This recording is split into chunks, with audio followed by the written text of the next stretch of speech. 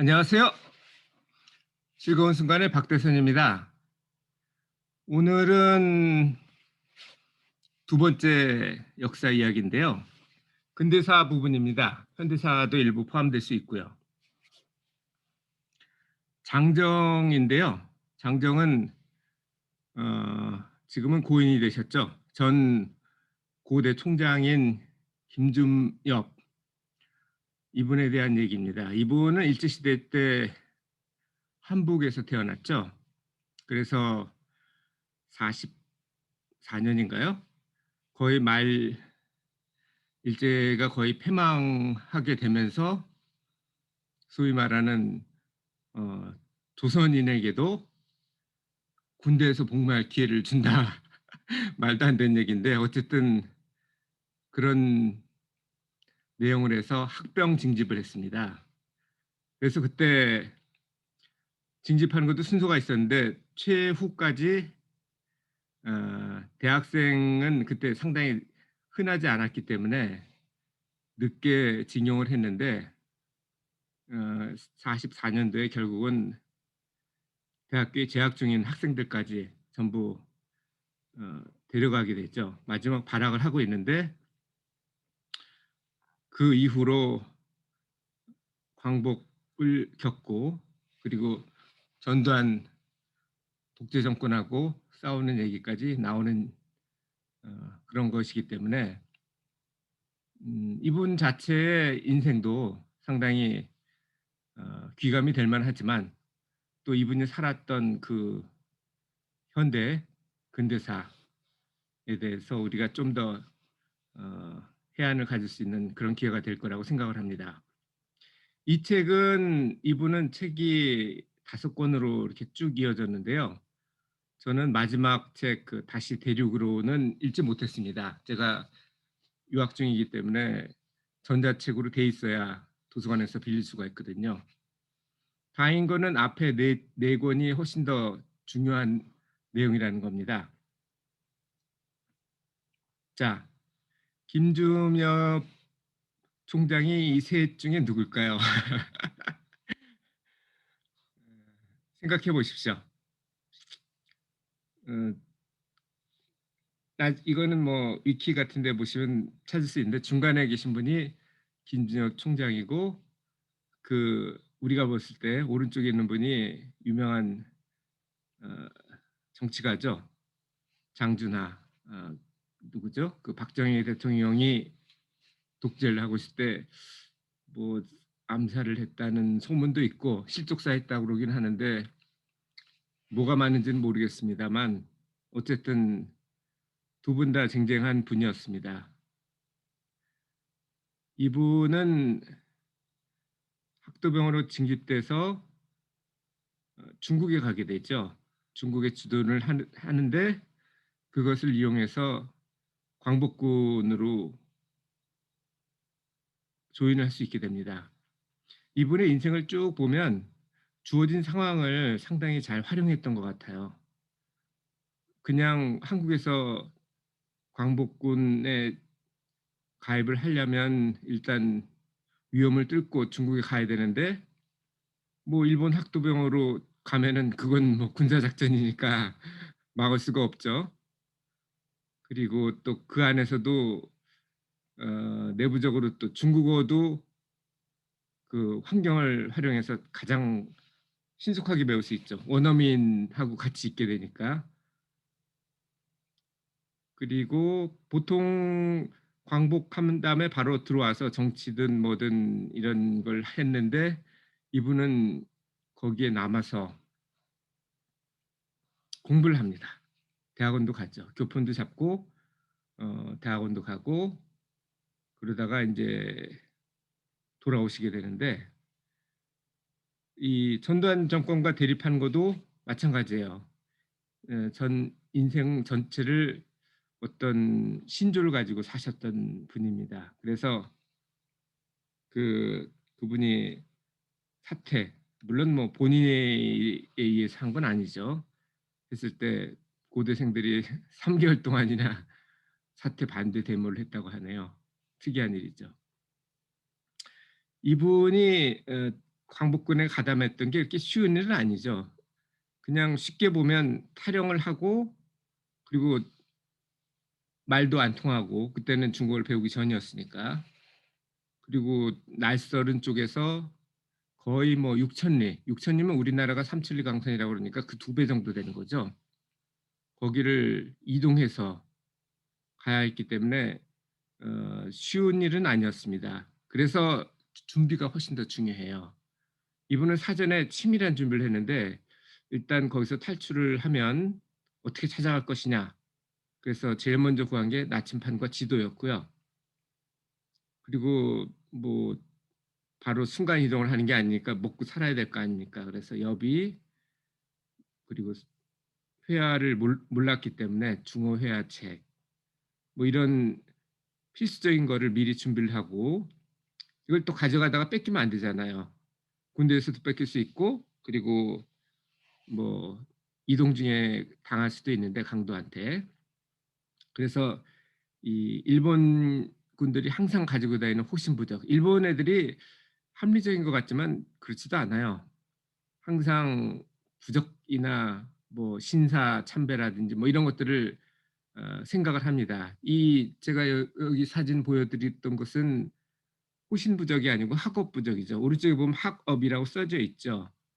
이런 형태의 부적을 몸에 지니고 다닌답니다. 학생은 학업부적, 군인은 호신부적. 왜냐하면 죽을 수도 있으니까. 특히 전쟁터로 나가는 사람한테 호신부적에 손을 댄다는 거는 그거는 금기죠.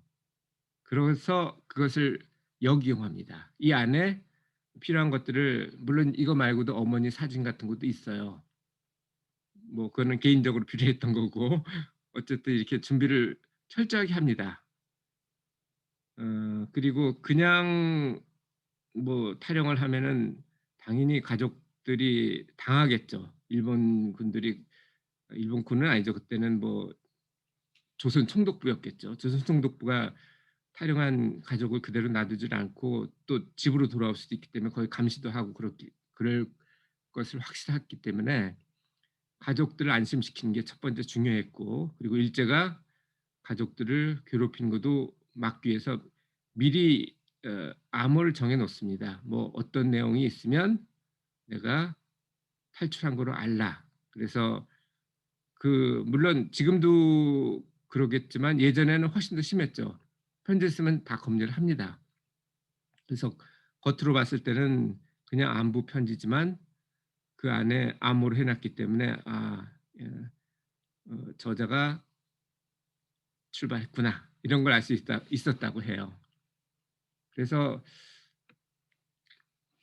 바로 간 것은 아닙니다. 그 탈출은 동기들하고 같이 했지만 거기서 광복군을 바로 찾아간다는 건 사실 쉬운 일이 아니었죠. 그래서 일단 가까이 있는 중국 유격대에 합류를 합니다. 그래서 그 상황을 다시 한번 활용을 했죠. 전부 중국 사람이니까 중어 회화를 갖다가 훨씬 더 쉽게 배울 수 있었거든요. 중어 회화집도 준비를 했었고 그래서 단기간 동안 3개월인가요? 뭐 이분은 훨씬 뛰어난 분인가 봅니다. 저는 훨씬 더 오래 걸리는데 어쨌든 단기적으로 집중을 해서 의사소통 수준을 확보하고 그리고 이 중국 유격대랑 일본군하고 접전을 했겠죠. 그럴 때 뭐 포로가 있을 수도 있고 아니면 협상을 할 수도 있고 그럴 때 이분은 어쨌든 학병으로 가기 전까지는 대학생이었고 그때 일본어가 강제됐기 때문에 일본어는 할 수 있었고 중국어를 배웠기 때문에 일본하고 중국 사이에 통역으로 활동을 할 수 있었고요. 그리고 이 중국 유격대가 일본군이 아니고 우스운 일이지만 공산군의 공격으로 거의 뭐 상실화됩니다. 그러니까 부대가 해체된 셈이죠. 그래서 동기들 50명 이상의 한국 동기들이 모여서 인천까지, 인천에서 충칭까지 그때 광복군이 충칭에 있었어요. 5일 동안 주팔했다고 그러는데 대부분 걸었고 그리고 뒷부분 그 파총령에 가까워지면서부터는 차도 많이 얻어 탄 것 같습니다. 왜냐하면 6,000리가 거리가 꽤 되거든요. 걸어서 갈 5일 동안 갈 거리는 아니에요. 뭐 최악의 경우는 걸어갔겠죠. 어쨌든 태워 주는 사람이 있어서 5일 안에 도착할 수 있었다고 합니다. 그래서 거기서는 인제 당시는 지금도 뭐 엘리트라고 하긴 하지만 지금은 뭐 대학생이 너무 많긴 하죠. 예전에는 대학생이 뭡니까? 음 고등학생만 돼도 대단하다고 그랬었으니까 간부반에 들어갑니다. 중국군에서 광복군 양성소라는 걸 만들어 가지고 옆에 보시면 아시겠지만 중국 국기하고 이건 국민당 국기입니다. 그리고 한국 그 태극기가 같이 있죠. 예, 간부반 1 기로 입소를 합니다. 그런데 우리가 배우려는 건 싸우는 건데 제식 훈련 뭐 그것도 중요하긴 하죠. 정훈 정신적으로도 중요합니다. 그런데 우리가 원했던 건 그게 아니었거든요. 어쨌든 사람들이 좀 뭐랄까 '시간을 활용하는 게 너무 아깝다.' 그래서 강의를 조직합니다. 그 서로가 서로한테 강의를 한 방식이었죠. 예를 들어서 장준하는 역사인데 그중에 사랑과 영웅, 김준엽은 사랑과 민중 뭐 이런 식으로 했고 윤지현이라는 분은 셰익스피어 문학을 했대는데 이분은 그 영문학을 전공하셨어요. 그런데 광복 후에 미국에서는 생물학을 전공해서 파킨슨병 전문가가 됩니다. 그래서 이분이 쓴 논문은 다른 사람이 논문 쓸 때 많이 인용이 된다고 해요. 이런 내용과 그런 내용을 갖다가 문집으로 발행도 하고 항일 연극도 하고 이렇게 자체적으로 활동을 합니다. 이때는 시간을 잘 활용한 케이스였죠. 마지막으로 광복이 돼서는 중국에서 선생님으로 일을 하면서 벌어야 되니까요. 대학원을 진학해서 나중에 고대 조교수부터 시작해서 총장까지 사학을 가르치고 어 그리고 총장으로서는 취임하기 전에 이렇게 딱 정했답니다. '내가 총장이 된 목적이 뭐고 그래서 어떤 목표를 가지며 시기는 어떻게 하는 게 좋겠다.' 이렇게 해서 잘 하셨어요. 그런데 그때 전두환 정권 때 대보가 심했죠. 그게 합법적인 정권이 아니고 쿠데타로 일어난 정권이기 때문에 어 고대생들이 또 데모를 4.19 때도 많이 했지만 이때도 많이 했습니다. 그래서 총장한테 막으라고 그랬겠죠. 그런데 총장으로서 이거는 어 군사 독재 정권의 지시를 따르는 게 아니고 학생들이 하는 것이 올바르다고 생각을 했기 때문에 그거를 제대로 받아들이지를 당연히 않았었을 거고 이분의 좌우명을 보시면 그 내용을 알 수 있을 겁니다. "현실에 타협하지 말고 정의와 진리를 따라서 살아라." 이렇게 얘기를 하셨는데 이분은 어쨌든 전두환 정권이 물러나고 나중에 노태우 정권이 들어서면서 여에서도 그렇고 야에서도 그렇고 '이분 정도의 믿을 만한 총리감이 없다.' 해서 총리로 일해 달라고 요청을 했지만 거절하셨어요. 왜냐하면 자기하고 안 맞다고 생각을 했다는 거죠. 총리는 대통령의 지시에 물론 뭐 헌법에 따르면 별도의 권한이 있긴 하지만 사실은 그렇지가 않은 게 현실이거든요. 그 현실을 아는 상태에서 대통령이 이건 내 생각과 다른 혹은 뭐 내 생각이 아니더라도 정의와 진리와는 좀 상반된 내용을 요청을 한다면 당연히 그걸 해야만 하거나 아니면 해임돼야 되는 입장이기 때문에 그거를 거절하셨습니다. 이분 특이한 게 중국에서 국민당이 부패 현상을 보고 항상 어디나 그렇거든요. 베트남도 그렇고 중국도 그랬지만 부패하고 국민을 위하지 않는 정권은 망합니다. 그래서 이분은 특히 사학자였기 때문에 그걸 알기 때문에 '아 국민당이 지겠구나.' 해서 한국에 귀국을 하면서도 바로 오시는 게 아니고 중국에서 가장 아름답다고 얘기되는 항저우하고 소주를 방문하고 오셨대요. 저는 아직 항저우하고 소주는 못 가봤습니다. 중국에 3번인가 가봤는데 첫 2번은 회의 때문에 갔고요. 마지막은 그냥 가족들하고 주말 즐기기 위해서 갔었는데 그러다 보니까 이 북경 인근 혹은 뭐 산동성 쪽만 봤습니다. 다음에 중국에 가게 되면 항저우 소주를 꼭 가보려고 합니다. 얼마나 아름다웠길래 이런 상황에서도 보고 오셨는지 그게 궁금했거든요. 자, 여기까지인데요. 오늘 여러분이 느낀 점은 무엇인가요? 저는 이걸 느꼈어요. 어, 정권은 유한하지만 역사는 무한하다. 그래서 역사를 여러분이 공부할 필요가 있다는 것을 어, 느낍니다. 저번에도 얘기했지만 역사를 아시면 앞으로 어떻게 되겠다는 것을 알게 되거든요. 그러면 눈앞에 있는 현실의 뭐 압력이나 유혹에 이길 수 있는 그런 힘을 가질 수 있지 않을까 이런 생각을 해봅니다.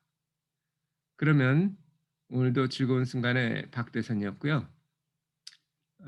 다음에도 또 더 좋은 책을 가지고 찾아뵙도록 하겠습니다. 감사합니다.